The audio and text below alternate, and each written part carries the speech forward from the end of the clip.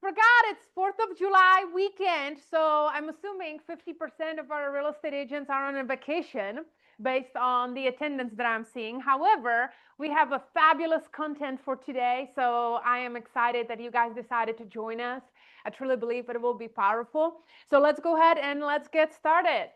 All right, bucket fills, my favorite. Any new divorce, baby, marriage, new listing, vacations, cars, anything or anyone that you are grateful for that you would like to share. Well, Pam Shockey has one. I'm going to see my daughter in South Lake Tahoe tomorrow, vacation, and I have a new listing in Sienna Point that's 4.8 million. And once I get it, all the professional photos and videos done, I'll send it out so people can help me advertise it. That's awesome. Congratulations. All right, let's go. I'm grateful for life. Let's just start there. I have a new listing coming in Roche-Sharon and Glendale Lake, so it's competitive with new build, but it's a really, really great home. So I just got the photos back. When I get it listed, I hope you guys can bring your buyers. That's awesome. All right, anybody else? Right there. Oh, two. I just wanted to give a shout out to Sarah Detmore because she is our awesome PC coach. And I can't begin to tell you how much of the stuff that she says. Oh, is she here? Oh, I didn't want her to know. And I just want, like, she's amazing. And she really does help us tremendously. And we're so Did she blessed to make you have say- her. Okay, just making sure. I'm also piggybacking on that. She's amazing. Yeah. Thank you. Aw, so good. All right. So good. Sarah, you're just so good. Well, I don't have so good, not so much of a good news, but like there was a property that was like helping to renovate, and originally was like planned that he's gonna list it with me, but he changed his mind, so he doesn't want to sell it. But he says he wanted to like rent it out now. So today he agreed to like rent it out with me. That's gonna be my first contract. So Oh, that's awesome. That's so great news because that first, the landlord's going to turn into many more referrals and the tenant will buy with you when they are ready. Perspective matters. Awesome. All right, one more on this side. Anyone? Anyone online? Going once? Going twice? Moving on. All right, a few classes and events that we have coming up. Well, this is not necessarily an event, and yet it is a celebration. So July the 4th, the office will be closed. Then July 14th until the 18th, we have Camp KW with one and only Nimesh. I'm glad he's not here to talk about it because we would have to spend 10 minutes on it. And then July 16th till the 23rd, List to Last with Gary. It will be a watch party that we will be streaming. Now, one more thing that is not on here that I want to announce to you is our Agent Leadership Council has decided to partner up with KW Wealth. We have two representatives from within the office, that is Glisha and Vamshi. However, there is also a benefit to every single one of you. Not only they are the ones that are going to be teaching some classes on the content, but once a month, KW Wealth is also doing a class to every single one of you guys.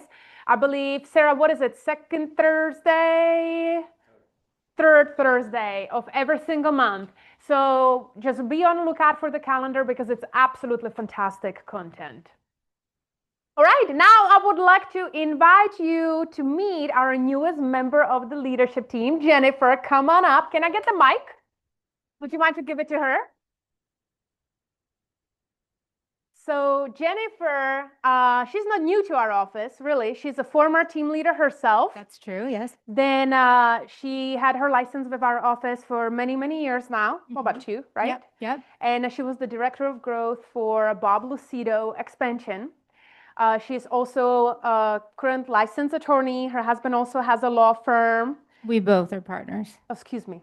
They're both partners. We can't have them all, have all of the recognition. I love it. And now she's joining us as the director of growth for all of our offices, Chad's organization. And why don't you tell them a little bit what they're gonna do? Like, what is the benefit on some of our top teams and our top agents whenever it comes to consulting and some of the classes they're gonna do? Sure. So, I've spent the last year or so with the Bob Lucido team. They're closing about $1 billion in production annually. So my goal is to find talent for teams, help people create teams, grow your businesses, even for individual agents. Just take it to the next level based on some of the training and experience that I've had. Find talent for all the offices and grow each of your businesses. Be here and support you and the leadership team as well. Yeah, so we're gonna see her a few days of the week in each location. However, if you're an agent that is not a new agent and you are kind of, hanging around the 10 million, she's a fantastic resource as far as I want to grow a team. What do I do? Help me find a talent. That's going to be her specialty. So we are excited to be in business with her. Please give her a round of applause. Thank you all. Thanks for having me. I also just want to reiterate, I'm sure you all know, but y'all have an exceptional leadership team. I've been begging Yana for years to let me be a part of the office and help lead and grow. And so I'm very thankful. Everyone's been very, very welcoming to me. So I appreciate you all. All right, awesome. Thank you, Jen. Appreciate you. All right, moving right along. Rui, you had something to share?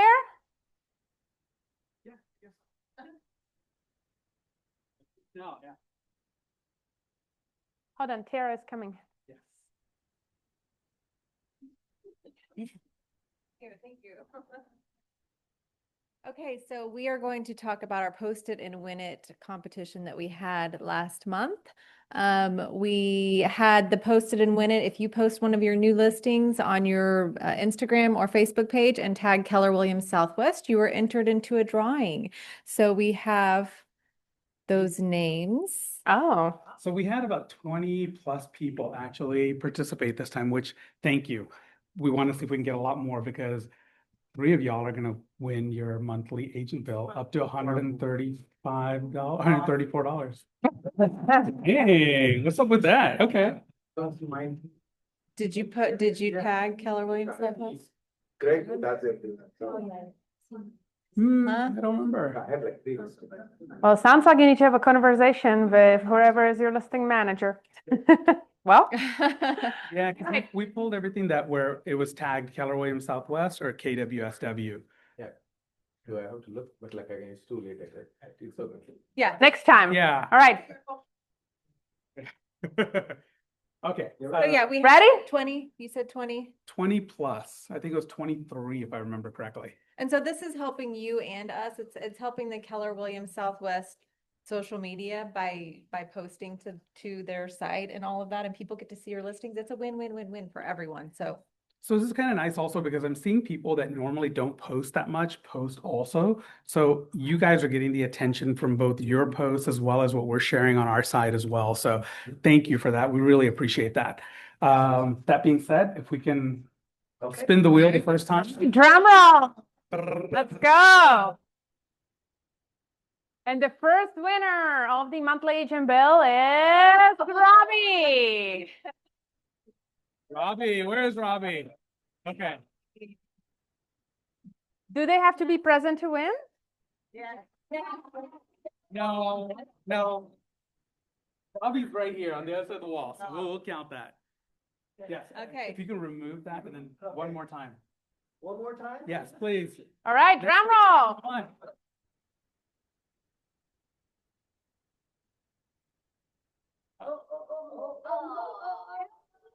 Ah, I got it. There you go. There you go. There you go. you just posted too. Yeah, I know. She got it last minute. One more, please. If you can remove her name off of there. And all right, third one, drum roll. who's it gonna be? Come on.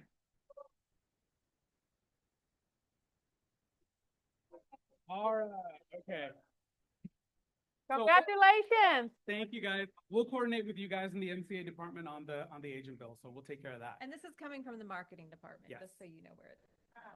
Yeah. So I'm paid. This is from my heart. Can I have your credit joking. Okay, so now for the month of July, we're gonna do a new contest. And we decided on doing Open houses. open houses. So the goal is to do 5 open houses in July. So we wanted to make it a little bit competitive, a little bit more challenging than just doing 3 open houses. We're going to do 5 open houses in July and post each of your open houses with KWSW. Yes, and please make it a post and not a story. Make it a post about your open house. Tag us in it. What's that? Put it on the grid. Put it on the grid, yes. And then if you can, just message us in the background, just let us know that you've done it. Because when we're asking for 5, when potentially 500 agents are doing it, it can become a little cumbersome on our site. So just text 5 us. different Yeah. open houses. You can do a flyer, post it on, post a flyer. You can do it. You can do a video if you want. You can do the listing, but post all 5 of your open houses and tag. 5 different houses or the same house? It could be the same house. Yeah, just 5 different instances, please. Yeah. And not all on one post either, saying that, hey, I'm doing 5 in the month. We want 5 individual posts, please. Yeah. All right. Guys. That's it. Awesome. Thank you. Thank you. That was fun.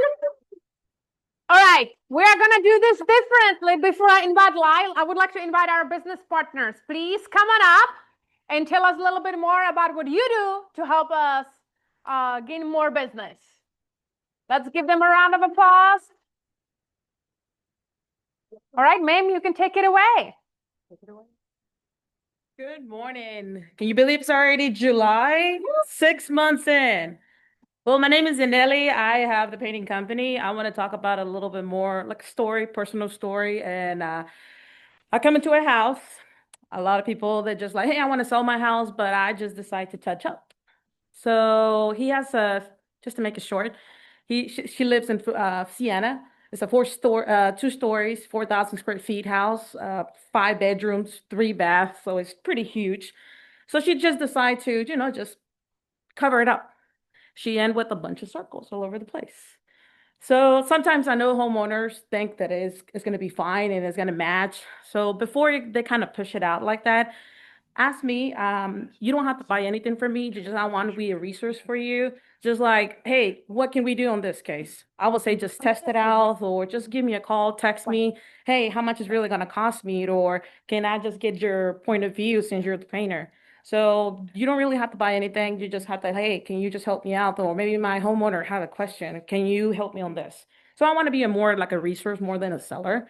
I'm here to help. I want you to succeed, and I'm the expert on the painting. So, let's go ahead and sell the house. My name is Zanelli. I'm with That One Painter. I'm pretty much all over Houston, inside Houston. Unfortunately, I don't work out of state. We can work from just 1 bedroom up to 5,000, 6,000 square feet house. So we have multiple crews, and we would try to kind of keep the same crew in there. So yes, I'm going to be in the back. You can share it with me. Like I said, I have a business card if you want to talk to me. Save my number, text me, just for any questions. All right. Thank you, guys. How you doing, guys? Matias with Home USA Mortgage. Wanted to touch base on a concern that I'm seeing with some of the clients, which I'm sure you guys deal with this too, which is down payment. How many of you guys have clients right now that are maybe struggling to come up with 3%, 5%, whatever the case may be? There's a handful out there. So one of our banks partners have introduced to us, which we had this program, they removed it, they brought it back, 1% down for certain clients that fall under certain criterias, right? So 1% down gives them the availability or the flexibility to be able to come up with those funds and able to get into a home right away. The way that it works is we can kind of touch base on that. They have to be under the 80% AMI, right? So it's under they have to kind of fall under those ranges. However, the majority of those clients probably will fall under that. I'm guessing some of these clients that are struggling with this, at least what I've seen, they're kind of within that $200,000 to $350,000 range in terms of purchase power. So this is a great alternative for some of those that are just kind of stuck in the pipeline and can come up with the funds. So if you guys want to know a little bit more about that, please don't hesitate to come check it out with me. Yes. Say that again. The credit score, it's a conventional loan, so it would have to be, we always say around 680 to 700 minimum. That would be ideal. Yes. Okay. Any questions? No? Okay. If you guys have any questions regarding this product, come talk to me. Thank you. Hello, everybody. Let's hear it again. Hello, everybody. There we go. That's the energy I'm looking for. Hey. How you doing? Anyways, my name is Riley Nelson. For anyone who hasn't met me, I am with Fidelity National Title. I'm business development, and my role is to help you grow your business so that you send me business. And I am looking to partner with each and every one of you, and I want to help you guys. And I found my niche in this industry, specifically in Sugarland, which, happens to be social media marketing and, AI. So I really leaned into that. But please know I am also a title professional, and I am here to answer your questions regarding title and escrow. My team has over 200 years of experience in our office alone. So there's barely anything that we haven't seen at this point. So we really do have expertise and knowledge, and we want to serve you. So that being said, we got some classes coming up. So I wanted to tell you guys, if you missed the Remind course that I did, what was that, last month? I think. Yeah. If you missed that course, I am teaching it again at KW Signature next Tuesday at 2 p.m. So if you're interested, I'll be there. And Norman and I are also finalizing some dates for the Meta course, and then we're going to do branding, and then we have CapCut coming up. So keep an eye out for that. We got a lot of good stuff coming, and like I said, I'm a resource. Use your Fidelity Agent One apps, get your pipeline going with Remind, and let's dominate Sugarland together. All right.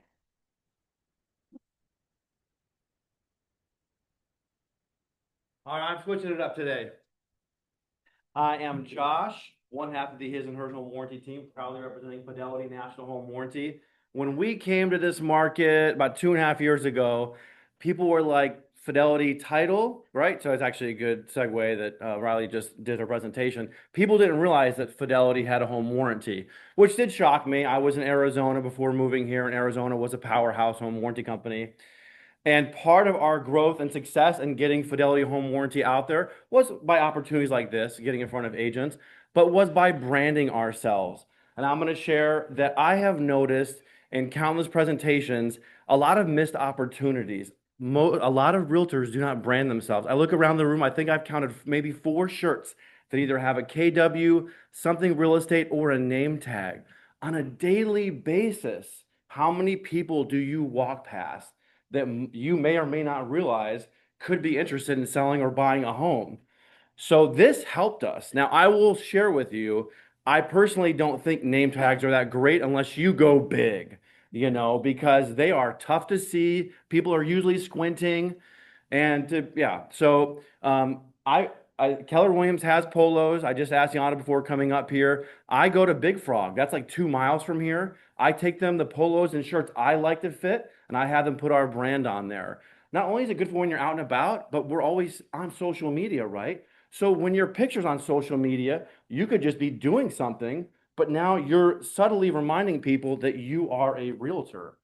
So I just want to put that out there. Since the contest is still on, I was very excited to hear that. Man, it's hot. But if you're out there and you're willing to pound the pavement, I brought the door hangers with me today. Man, these things have flown off like hotcakes. I can't keep them in here.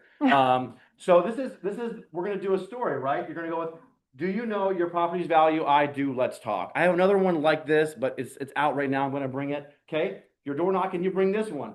Boom, you get the listing. Now you pop by with this one in the neighborhood. You're invited to exclusive open house, okay? And then get that listing coverage with Fidelity Home Warranty. We always talk about buyer's coverage, but we offer listing coverage, and it's super sweet, super convenient, and very beneficial. So that's it. Listen, there's 100 per stack. So I would ask that if you're going to come up and grab one if you want one, because I'm going to stick around. Please help yourself to 1 stack per each, and I'm going to continue to bring these here. But also, as you're trying to grow, you're on social media.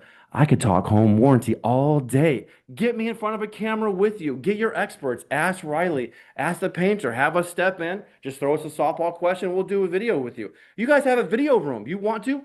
I'll knock out some videos after lunch. Let's go. All right. Good luck. Congratulations. Before your clients get their house key, connecting with Josh and Sarah Gazowski, proudly representing Fidelity National Home Warranty. If you don't succeed in home warranty, you would be really good in auction. I know you do. That was a joke. That's just me. All right. Awesome. Now, what I would love to do is to welcome Lyle, our #1 individual agent in our office here today. Give him a big round of applause. Raise your hand if you never heard of Lyle.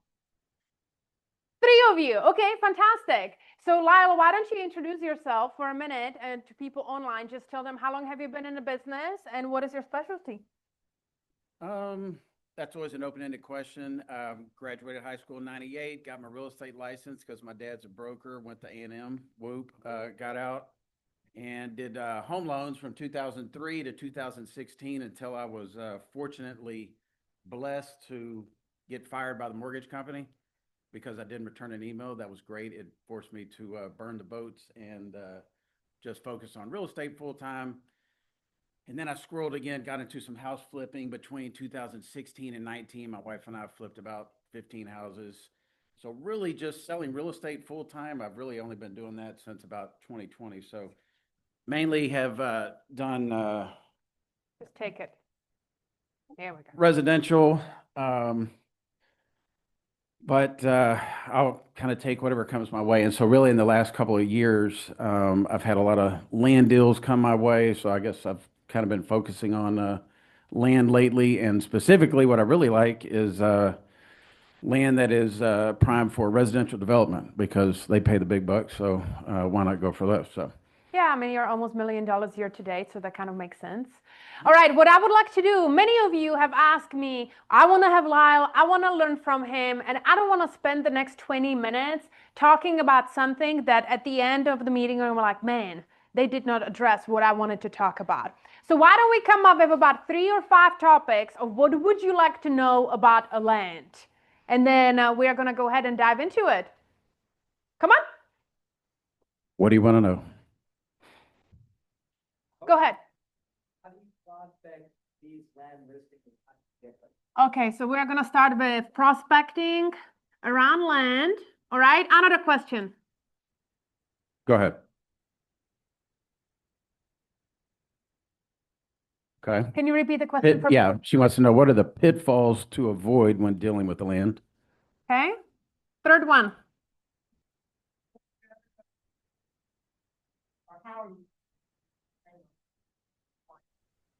I'm online. I don't know if you can hear me, but I have a topic. Sure, go ahead. How is it different marketing land versus just regular residential? Like what other websites are you using? And what are you using like the what status are you using in HAR versus residential? Just marketing in general. Okay. What do you mean what status in HER? Well, I'm sorry, not status, but like are you using like if it's got a home on, are you using single family home or are you always using like country acreage? Yeah. It's either lots or country homes and acreage, but yeah, I can talk about that. All right, last one. Yes. How do you even get started in this land business? Depends on the buyer and the use, but yeah. Okay. Go ahead, Brandon.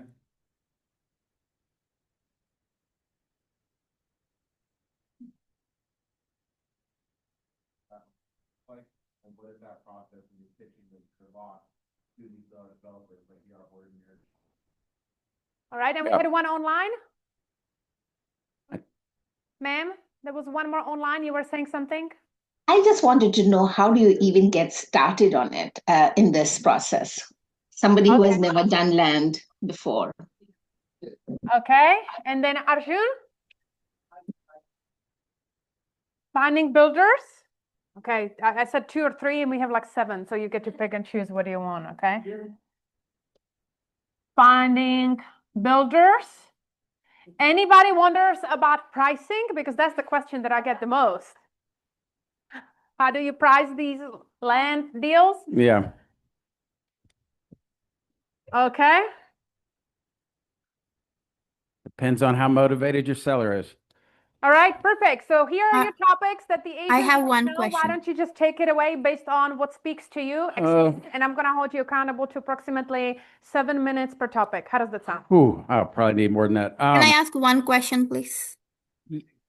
Yes. Who asked? Online. Online, yes. online. So are there any references for a newbies? Are there any references that you would suggest to read or go through? Like classes, education to get started Oh. on land. Not really, but not really. Okay, so I guess prospecting and where I get my business from. I don't really have a methodical way of getting business, other than just talking to as many people as possible. That's really what it is, and not just talking to them in a way that says, who do you know who needs to buy, sell, or invest in real estate? Not that that's a bad statement. That's a good one. I've got business that way as well, but just talking to as many people as possible. Right now, I have a 453 acre, what I call it, an assemblage of multiple tracts owned by multiple different sellers that where I'm trying to assemble and get a developer to come in there and buy it. And actually, a couple of those just went under contract last week, so now it's 284 acres.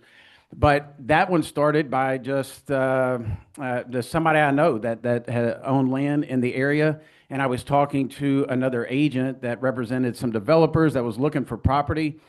So I thought about who do I know that owns a bunch of land. So I just called them and said, hey, do you want to try this out and see what we can get? And actually I was calling them about a different tract that they own. And they said, well, yeah, we might consider putting that one on the market, but actually we just inherited 121 acres. We'd like to sell that. Why don't you tell us what you think we can get for it? So here we go. And so when I got that one, there's so many things I can say, but residential developers, for the most part, when they're going to create a MUD, the biggest thing is water and sewer. They have to be able to get water and sewer to the properties if it's not in the city limits. Most of them are going to want, 150, 200, 250, 300 acres to justify the cost of creating a MUD or private utilities. You can go either way.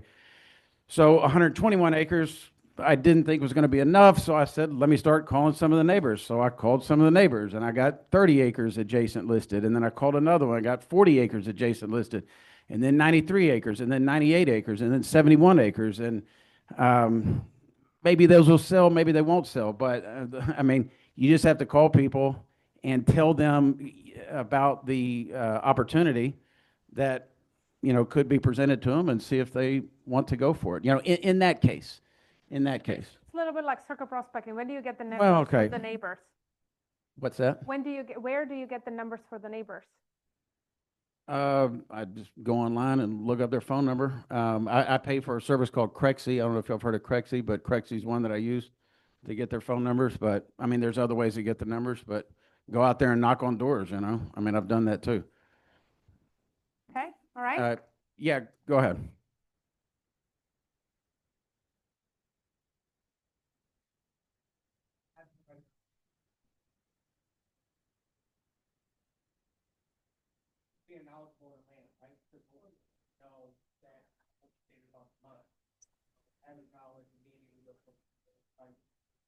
Yeah, I would say that really helps. To educate yourself. My brother started to sell new homes right after college, and he was terrified. And I said, Mason, if you just will learn the information and you know what you're talking about, then you can be confident. So it's the same thing in this. You may not know about it, but figure it out, and then you can have those conversations and have confidence in what you're saying, and people will come to you for advice and come to you for the opportunity. Go ahead.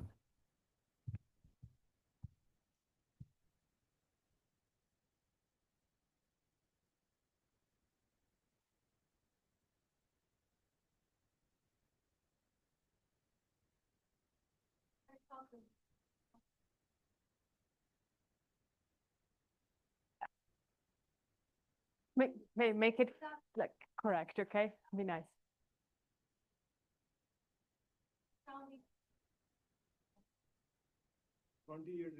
I think, I mean, that's a good question. I think that when you come from, you go back to bold, come from contribution, I think if you can come from a place where you don't have commission breath, like they call it, and act like, I don't care if you give me this $20 million listing or not a big deal. I'm just telling you, there's an opportunity here. If you'd like to go for it, cool. If not, we'll go find somebody else, and maybe that's a little aggressive, but if you're coming to them and basically saying, hey, here's what I see, here's the pros, here's the cons, and then maybe, tell stories. I do that a lot.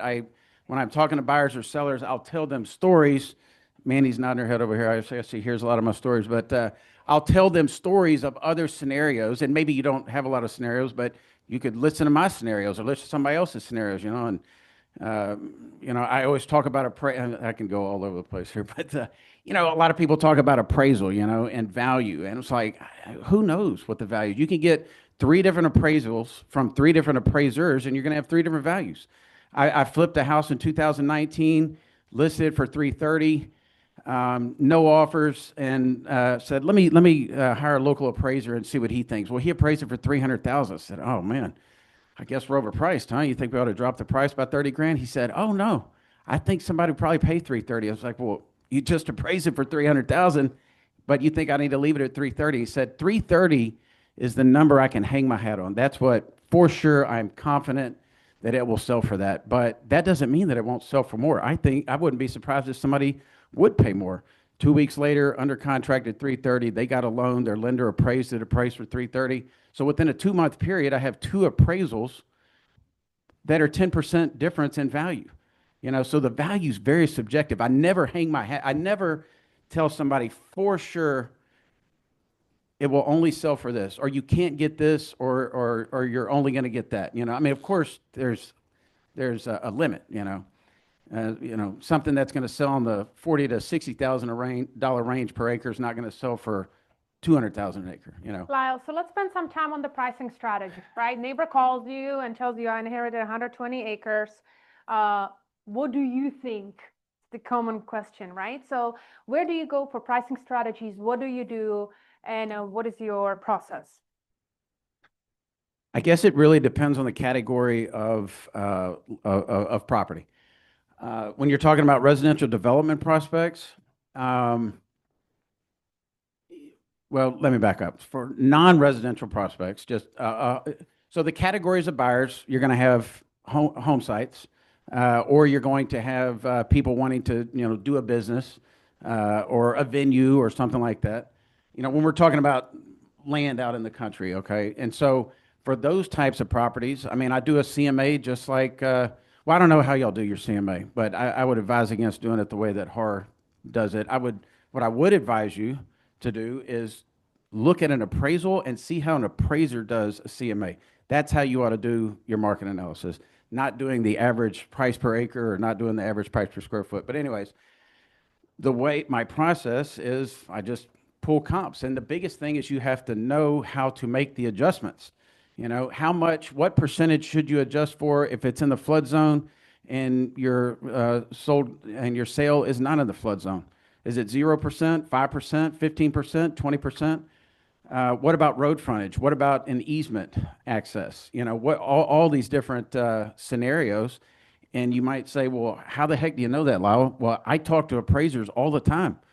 Mandy's nodding her head. I talk to appraisers all the time. I don't make it up myself. I always want to go to the person that has authority to make that decision. And real estate appraisers have the the most credible people to go to determine value. And just like I showed a while ago, they don't know everything, but they're the ones that will give you the best estimate. So I will tell you this, that a general rule of thumb that a lot of appraisers have is they'll say that every time in land real estate, every time land doubles or halves in size, the price per acre will change by 10 to 15%. Okay, so you have 20 acres that sold for $10,000 an acre, and then right next door you have half that size, 10 acres, and say everything is the same except the difference in the number of acres, then if the 20-acre tract sold for $10,000 an acre, then the 10-acre tract, which is half the size, should sell for $1,000 to $1,500 more per acre. So that's kind of a general rule of thumb on that. When it comes to pricing on properties that are residential development prospects, that's totally different. One big difference is on non-development deals, like a big ranch somewhere, the more acres you have, the lower the price per acre. That's not the way it is in residential development. Many times, the more acres you have, the higher price per acre. And how do you determine value on that? It's, in my opinion, you don't really do a traditional CMA. You just need to go out and figure out what did properties sell for. I have a database that I've created, a map that I've created in some software that I have called Land ID, and I have all the properties, whether it's Brookwater or Emberley or any of these developments out there, and what they sold for and when they sold, and did they have utilities? Did they not have utilities? I mean, you just have to go out and get the data, and like he was saying, become an expert, and then when you have an opportunity to have a conversation like that, then you get somebody's attention because you know what you're talking about, or at least you can sound like you know what you're talking about. Fake it till you make it kind of deal. But how do you, I mean, this is what I would say. Just like in Bold, it's all about having conversations. And what I found is if you want to go after the big deals, then don't talk to the small deals. I mean, it's, and yeah. When I I mean, go to the big deals, don't. well, I mean, or you get small listings, then you get other, people calling you that are small. I mean, it's true though, and I guess I say that because I used to kind of think, man, one of these days, I'll get a big listing, well, you got to be proactive, pick up the phone and call somebody that owns land, or if you don't know somebody that owns land, call somebody that owns some land, look up their phone number and say, hey, do you know that your property could be a prospective residential development deal? Would you like to see what we can get for it? You don't owe me nothing unless it sells. Let's go for it, That's really good. Okay, why don't we pivot to finding developers and builders? What is the process like? I don't do that. I don't want to represent them. I want to represent the landowner, and then they come to me. So they're the fish. I want to be the guy with the fishing pole and the bait in the water, and let them come to me. But I mean, if you want to find it, I mean, you can just Google them. Go to. I mean, I don't know how to find them other than, yeah. So you're not bringing your listings to their attention. They are the ones that are calling you. They are primarily calling me. Mindy is giving you the look. Okay, Mandy. So I pay for CoStar, and it's a great resource. And yes, and Mandy did a great job, and she put together. So if you have CoStar, you can get a list of all. Like, we search for everybody in the 9 counties surrounding Harris County that purchased land. I think over 50 acres in the last 2 or 3 years or something. So we got, I think, 200 emails and contact information. And so yeah, Mandy sends out our brochures and links to our listings and everything to all those people. But the thing is that if it's out there, if you get the listing, to me, that's not that big of a deal. The main thing is find the sellers and put the property on the market, and if it's a good deal, you're going to hear from the developers. If it's a good deal, they're going to call you, I mean, yes, you could probably get something going if you pick up the phone and call them and say, hey, I don't know if you saw my whatever over here, but if it's out there and if it's a good deal and if it's a hot one, then they're going to call you. So. Okay. All right. I wouldn't, that's just the same thing as focusing on buyers and sellers in residential. I mean, if it was me, I would focus on the sellers. Yeah. All right. Pitfalls. I mean, depends on what kind of land deal you're talking about. Let's take it from this perspective. Yeah. You are not a land specialist. Take yourself back to 2017, 2018, 19. Okay. That's the Lyle I remember in my head, right? Yeah. Some land deals, but not really nothing to this scale. you're just starting out, what are some of the lessons you have learned along the way? You know, a lot of it now comes to you naturally with the mud and, you know, the utilities and the bit in the city, no bit in the city. If our agents are like, oh my gosh, like, what do I need to know? What would that be? There's a lot of things, I guess. Yeah, I guess my general answer to that question is it doesn't really matter. It doesn't. I mean, I'm sorry, that's not the answer you want, but it doesn't matter. Go get the listing and all that will work its way out.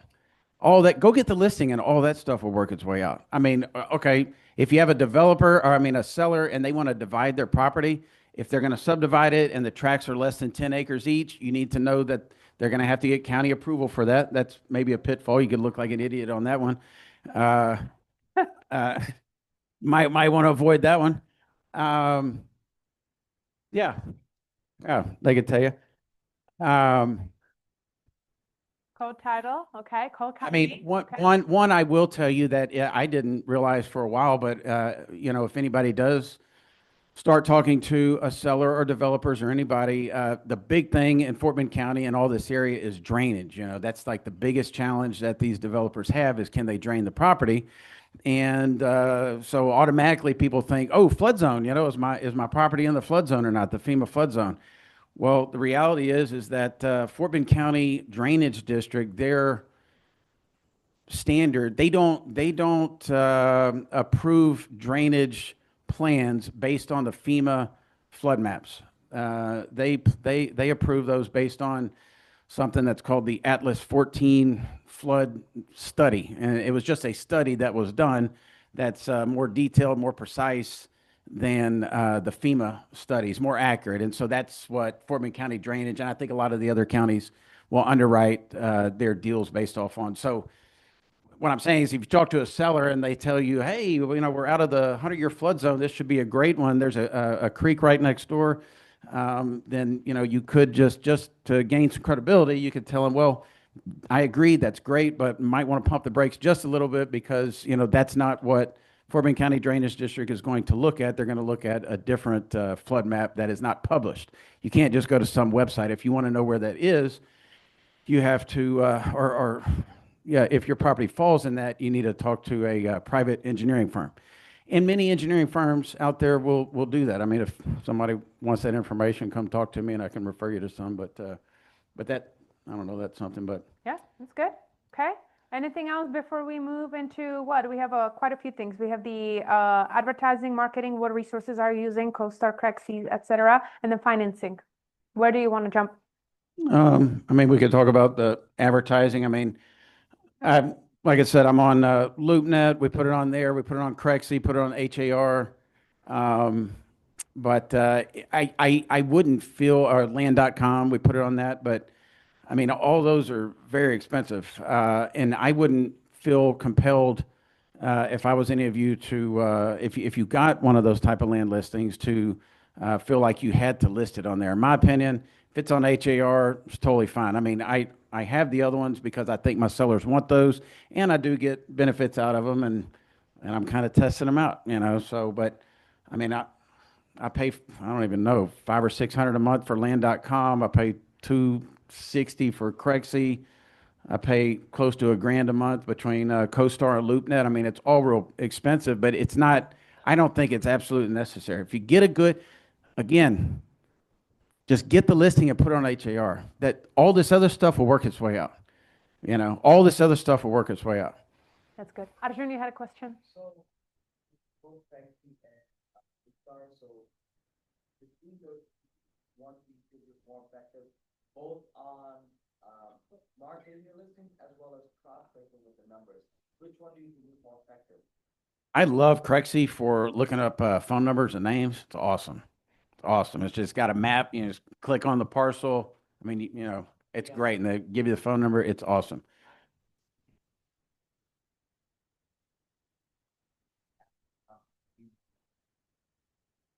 I've called a lot of them and I've gotten in touch with a lot of people on it. So I'd say it's, I mean, I'm continuing to pay them. So.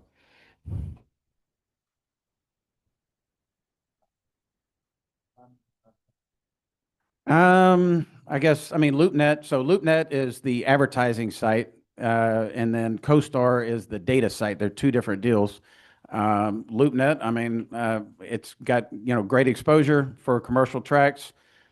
We get way more, right, Mandy? We get way more looks on, and views and everything and clicks on, LoopNet than we do on Crexy. I mainly have Crexy for looking up the phone numbers because it's super easy and it's great. And what was the other question? That was pretty much it. Yeah, Awesome. cool. Let's dive into financing. Yes. The what? I don't know. I don't think so. I don't know.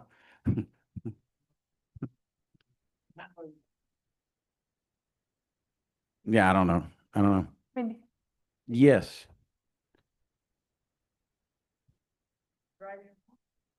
And his face is on huge signs all over his listing. So like you get a lot of exposure from. I do get a lot of exposure from paying for those signs and putting them out. Yeah. Okay, hold on. We have 40 people online and they did not hear Mindy, and I see the chat. Go ahead. Can you repeat that one more time for people online? I was just saying that we get a lot of phone calls from people who see his signs all over his listings in the country and on the land. So his face is there and his phone number. He doesn't put email or website on purpose because then they have to call. Right. Yeah, that's a great point. Yeah. All right, we have a few people online with a hand up. Before we move into the financing, any questions? Hi, this is Diana. So I'm not sure, I got a phone call in between, but I wanted to ask you, so Crexy, for instance, I know some of those memberships can be up to $1,000 a month. What are some, I know when you started, you kind of already had you were making money in other areas, but let's just say you're a newer agent and commercial land is what you want to go into. How would you advise being able to advertise the properties that you are able to get without spending $1,000 a month? I mean, HAR.com. I know that sounds oversimplified, but land buyers are going to look on HAR.com without a doubt. Now, a lot of commercial brokers list on LoopNet because they don't have to disclose the price for whatever reason. Maybe the seller doesn't want to disclose the price, or maybe they just don't want people to know the price because they just want to test the market and see what kind of response they get for whatever reason. If you're on HAR, you have to disclose the price. You have to post the price when it sells, but I wouldn't get hung up on that kind of stuff. The main thing is just talk to people and get some listings and put them on HAR. That's the main thing. All the other stuff will work its way out. It really will. I mean, yeah, that's really good. All right, let's dive into financing. Let me say one other thing to that lady who just asked. One of the main reasons, other than Crexy for getting phone numbers, one of the main reasons I have the other ones, Crexy for the advertising and LoopNet and everything, is really just for credibility with additional sellers and to expose the listings that I have. I can pay for it. So I want to tell my sellers, hey, I can give you this additional exposure, but I don't believe that it's 100% necessary, especially on land deals. If you get 20 acres, 50 acres, 300 acres, HAR is sufficient. I mean, that's where everybody's looking. Even developers look there. So I wouldn't get hung up on all that stuff. Just talk to some people, try to get the listing, put it on HAR. All right, financing. I don't know much about financing because, again, I don't work with a whole lot of buyers. And the buyers, I mean, I have a real big deal under contract right now in Brazoria County that hopefully is going to close very soon. But I think they're putting investors together. I don't know a ton about financing on that, but the deals that I do know about are ones where, just a bunch of rich people are coming together and raising a bunch of money and paying cash for the deal, or doing owner financing. I've got, anyways, one deal we're changing right now to owner financing. They're going to put 50% down, and they're going to do a 3-year term, interest only at 10%, and pay the balance off in 3 years. So. Who structures the owner financing deals? Is it you that walks your clients through it, and then you just use owner financing? No, well, I mean, on deals like that, the developer, it's not that complicated. It's just, what interest rate, what term, what amount down, and And then, yeah, they have addendums for that. So just add it to the contract. So He probably does not even know what it is. That's Mindy, right? what? Do you have anything to add, Well, Mindy? I'm gonna add something else for all y'all. Now, I don't know if I'm gonna throw Marilyn under the bus on this, but everybody knows Marilyn. And she's gonna, I don't know if she's listening or not, but I've never been to one of her classes. I really need to go to some, I think.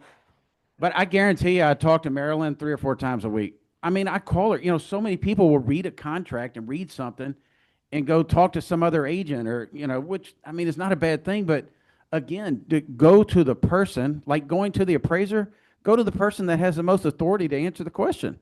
Don't go ask me or Yana or anybody else. Just call Marilyn. That's what she's there for. And she knows basically every contract verbatim, will know exactly what you're talking about. And she's really not that scary. She's not. She's not. You should get to know her a little bit. She's real cool. She's real cool. So a quick question. If your seller is doing owner finance, what other due diligence do you do on the buyer to make sure they can actually hold their end of the deal? Yeah, it depends on the deal. A developer, if you're going to put $10 million down on a $20 million deal,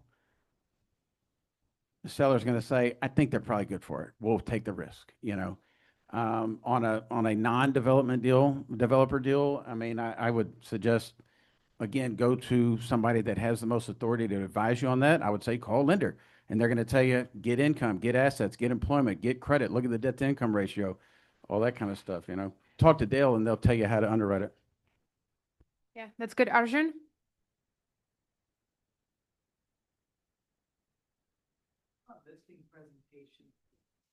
Hold on. Thank you. So when you're on listing presentations with these sellers, how do you go about it? I'm just curious. Which sellers are you talking about? Land. What's your process? Yeah.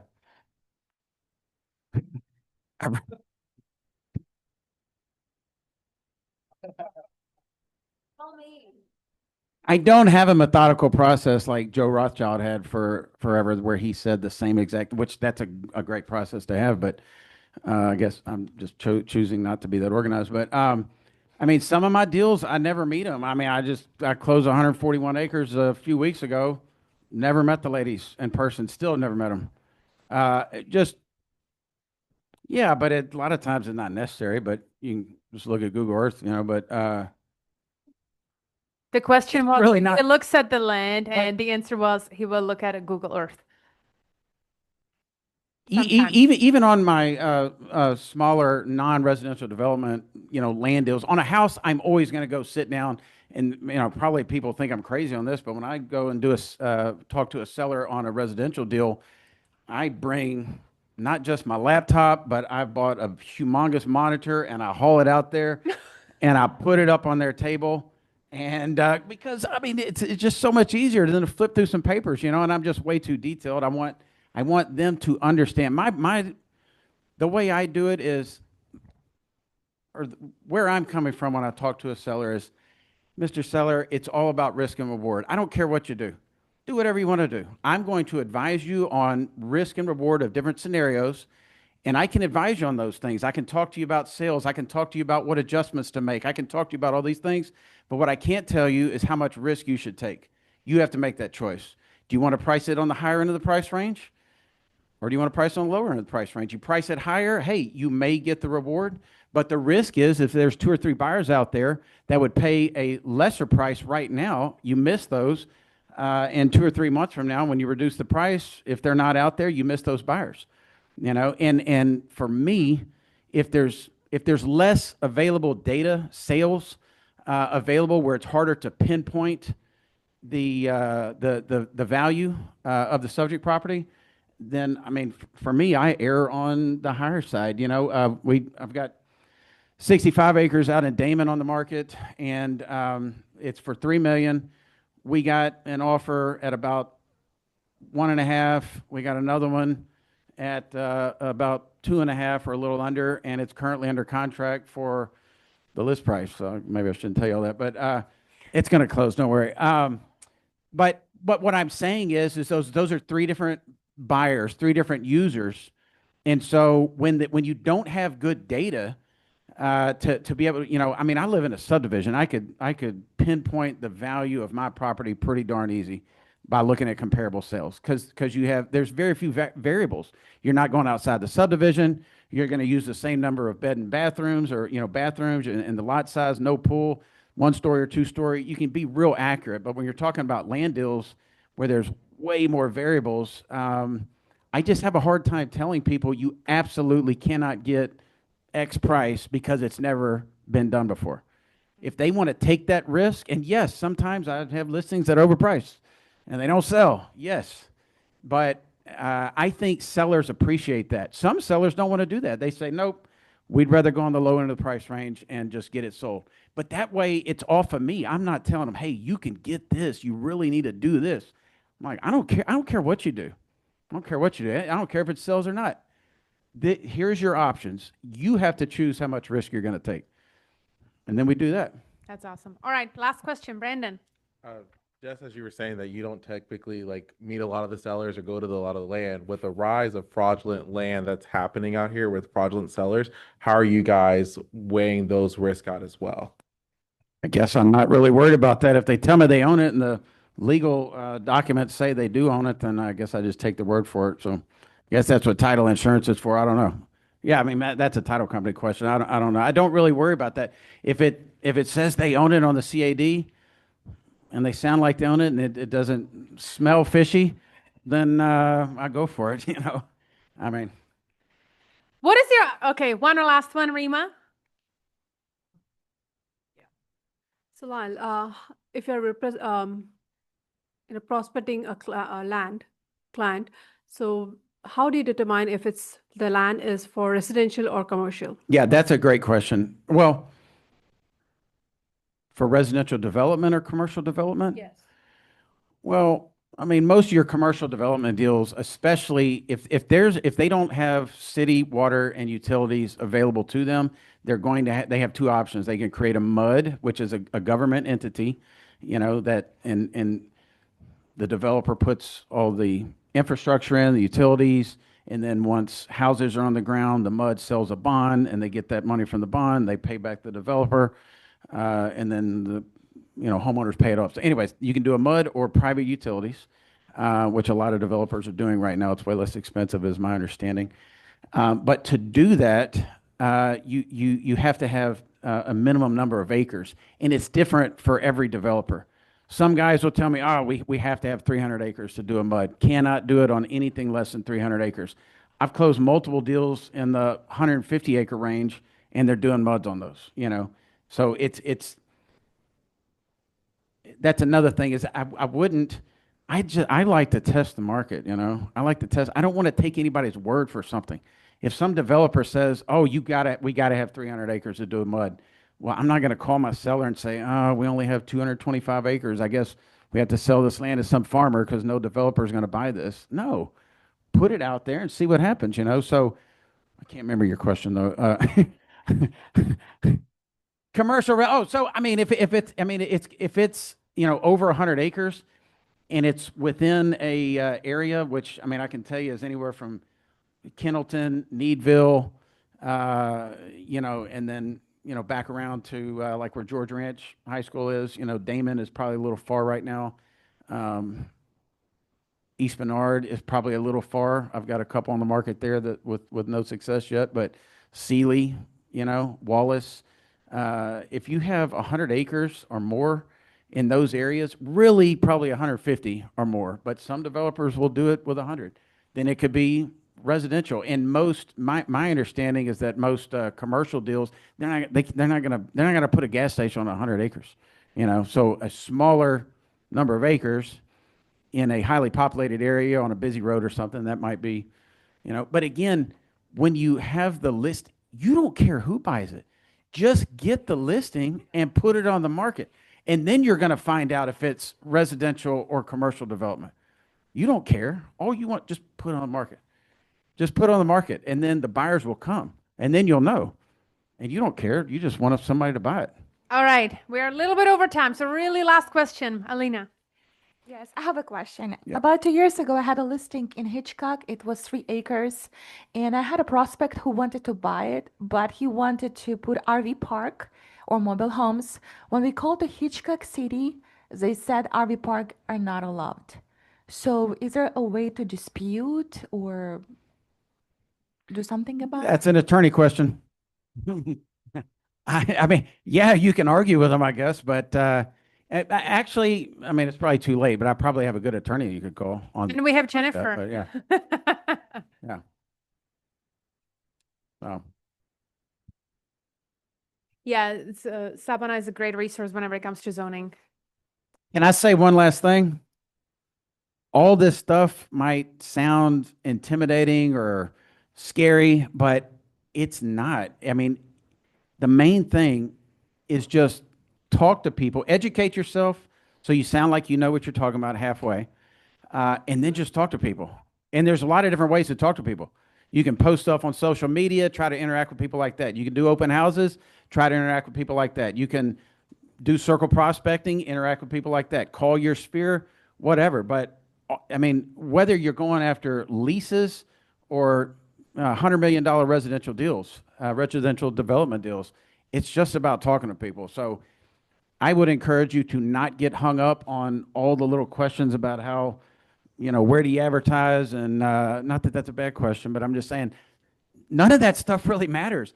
Just talk to people. Talk to people about real estate, and you're eventually going to run into people that want to sell. And when you know what you're talking about, they're going to come when they want to sell real estate. They're going to say, "Oh, I wonder what Lyle thinks about that. I wonder if we could do this or that. Let me call Lyle, see what he says." You just talk to enough people and remind enough people that you're in real estate, whether it's a name tag or a sign or a Facebook post or whatever, and you're going to get business. Lyle, can I share something like personal? Would that be okay? Sure, I Maybe. guess. What I got out of today's meeting, and maybe you guys will agree or disagree, is that Lyle is very real. Yes or yes? It was real, organic. It was down to earth. That is not a magic pill. You just have to have a lot of conversations. Real unpolished. In 2019, he probably does not even remember this. In 2019, Lyle was sitting in my office. Ooh, I remember. And we had several conversations quite often, but there was one that resonated with me. And that was, Yana, if only this or next year I could make $200,000 so I could take care of my wife and so she can spend more time with the girls, that would just mean everything to me. And right now, he gets anxious if he does not make $200,000 in 1 month. So it's a journey that I want you to embrace. Right? It did not happen overnight. And yet it's the slow process, the journey and the conversations that at the end of the day will equal the result that you are seeing today, which is probably still a part of his journey. So It is. Can I say one other thing? come on. I mean, maybe I should get your permission. Come on. Okay. I look up a guy named, It's okay. yeah, it's okay. I'll just tell you. Look up on YouTube a guy named Ricky Caruth. Y'all know Ricky Caruth? Okay. He just kind of wings it. If you listen to the way he talks to people, he basically just says, "Let me know if there's anything I can do for you." Hey, this property down the road sold. Just calling to see if there's anything in the world I could do for you. By the way, it's a beautiful day, right? Yeah. Oh, yeah. Hey, well, listen, I don't want to take up too much of your time, but if there's anything I could do for you, just let me know, or, and they'll say, "Oh, no, Ricky or Lyle, no, there's nothing you can do for me right now." "Oh, okay, well, no big deal. Well, man, I'd love to stay in touch with you. Could I get your email address? Or could I stay in touch with you?" I hadn't prospected like that in a long time.